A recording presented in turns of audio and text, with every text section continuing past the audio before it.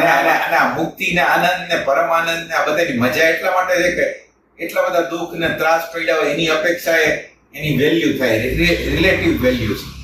મુક્તિની, પ્રેમની, આનંદની value relative છે. આપણે આટલા બધા દુઃખનો સહન કર્યા હોય તો એની વેલ્યુ ન થાય. એટલે કુદરતે એક આખું વિરોધાભાસી કરીને આ બાજુ ગતિ કરાવી.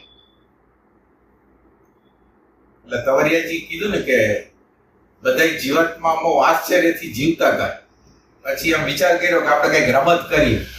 એમ કે રમતનો નિયમ એ છે કે જેને એટલે એની અંદર કેટલાય જીવો એવા હતા કે જેને ભાગ ન લીધો, અને કેટલાક લોકો એવા હતા ભાગ લીધો કે ભાગ લીધો તો હવે છેલ્લે લગીને તમારે રહેવું પડશે.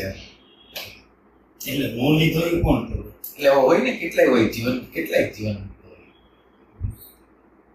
તો જીવન મુક્તો એ જ ભાગ લીધો તો આ જીવન કેવી મુક્ત રીતે પછી? ના એટલે આને તમે પ્રશ્નો ન કરી શકો, કારણ કે એમાં શું થાય, તમને જવાબ મળે ને, જ્યારે તમને આ પ્રશ્નનો જવાબ મળે ને ત્યારે તમને સમાધાન થઈ ગયા. અત્યારે તમને સમાધાન ન થાય, ત્યારે બધું સમાધાન થઈ ગયા. સૌથી પહેલા તો બ્લેક હોલ હતું ને, પછી આ બધાની થિયરીઓ જે હોય એ બધી તો માનવ એક જ પરમાત્મા હતા ને, એક પરમાત્મા એક જ હતા. પછી આ બધું પરમાત્માને જ ખેલ કર્યો કહેવાય ને, એને જ પાછું એને બનાવીને પાછું એને કર્યું કેવું કે આનો બનાવનારો જ કોઈ નથી. આ નિયમો છે એમ. પાછું એને એમ કીધું એટલે બનાવનારો કોઈ ગોતી ન શકે. આની અંદર તો એક અદ્ભુત બધી વસ્તુ અદ્ભુત કરી છે.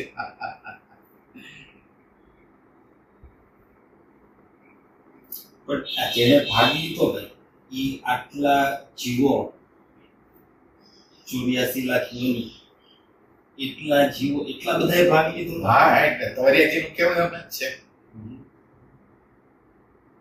એટલે એમાં બધાને એક એક રોલ હોય, દેવનો, દેવીનો, ફલાણું ઢીકણું, બધાના રોલ કરી દીધા. બાકી જીવાત્માઓ બધા આ બહારના જગતમાં જે પ્રકારની હોય ને, આપણે શું કહેવાય, આપણે ગામડાની અંદર શું હોય, કઈ પંચાયત હોય, ગ્રામ પંચાયત, જિલ્લા પંચાયત, એમ કરીને ઠેઠ લગીની કેમ આપણે, એટલે એ અંદર ન હોય, બહાર ન આવે. એટલે અંદરની રચનામાં એવું છે, એ બહારની રચનામાં એવું મિનિસ્ટર લગીને આપણે આવ્યું છે.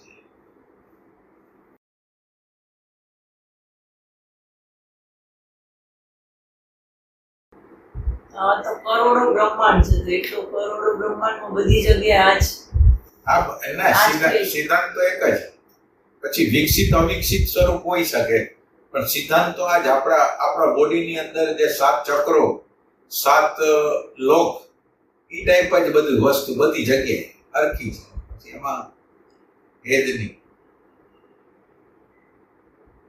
7 લોકમાં ભાઈ આ કયો? ભૂલોક, સ્વલોક, જનલોક, એટલે ભૌતિક ભૂ એટલે ભૌતિક છે.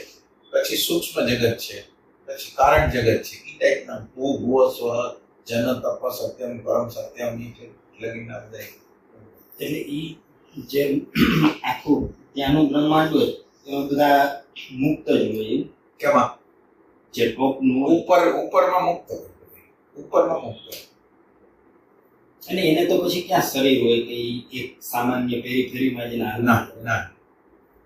સર, આપણે જે લો ઓફ વનની બુક જ્યારે ઓલું એમાં જોયું તો એ કઈ લોકનું હશે કે ઈ આકાર વગરનું, પર ઈ છે કઈ ફ્રીક્વન્સી એનાથી વાત? અહીંયા છે બીજું ભાઈ ક્યાં તમે? ના, એટલે આ લોક ઈ કયા લોકમાં ગણાય?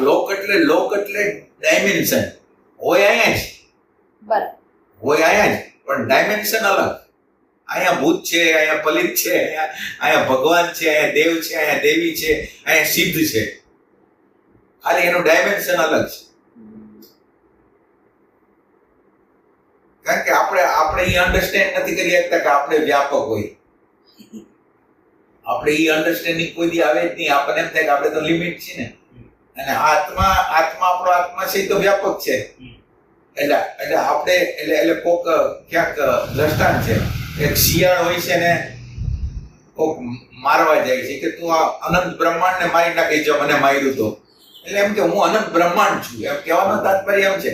તો એટલે આપણું આત્મતત્વ છે એ કોઈ જગ્યાએ ન હોય એવું છે જ નહીં. તો હવે તમે લોક હોય તો અહીંયા જ હોય, આપણા આત્માની અંદર જ હોય, બીજે બહાર ક્યાં હોય? ઈ સેન્સ છે અને ફ્રીક્વન્સી છે એની, બીજું એમાં કઈ નથી.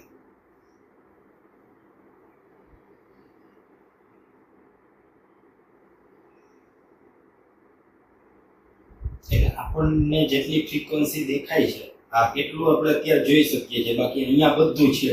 ના એટલે તમે એમ સમજો ને કે આ દાખલા તરીકે આંખ છે ને એ અમુક ફ્રીક્વન્સીની વસ્તુ જ જોઈ શકે, એની ઉપરની એની નીચેની ના જોઈ શકે.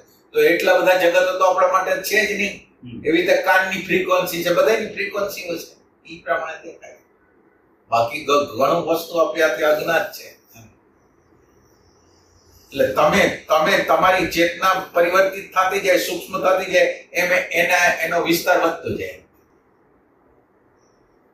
બધા જીવનો ફિક્સ ટાઈમ જ હોય, આપણે એટલી ગતિ કરશે. દરેક વ્યક્તિ કોઈ એનો પર્સનલ ટાઈમ જ હોય કે એ જીવ ક્યારે મુક્ત થશે. એટલે એનો એક દ્રષ્ટાંત છે કે એક ગામમાંથી એક માણસ પસાર થતો હતો, ગામમાંથી અને બીજા ગામ જતો હતો. તો બીજા વ્યક્તિને પૂછે છે કે આ ગામ પડખેનું ગામ છે, જાતા કેટલો સમય લાગશે? એટલે ભાઈ બોલતા નથી. બસ થોડી વાર પછી 10, 15, 20 મિનિટ પછી કે તમારે આટલી વાર લાગશે. તો કે કેમ એમ કહ્યું? કે તમારી સ્પીડ ઉપરથી એમ લાગતું હતું કે સ્પીડ પહેલા તમારી તપાસી, એ સ્પીડ થી ખબર પડશે કે ક્યાં. એટલે તમારી તીવ્રતા છે એના ઉપર એનો આધાર છે.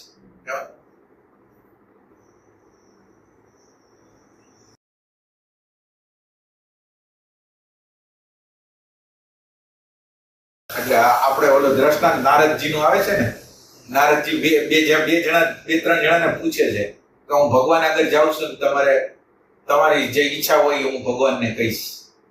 આ બધા લોકો તપ કરતા હતા, બધા પોતપોતાની રીતે તપ કરતા હતા. એટલે પછી ભગવાન આગળ જાય છે ત્યારે રજૂઆત કરે છે ને, તો એક જણાને એમ કીધું કે તમારે આપણે આટલા વર્ષ થશે એમ કીધું. એટલે અમુક વર્ષ કીધા.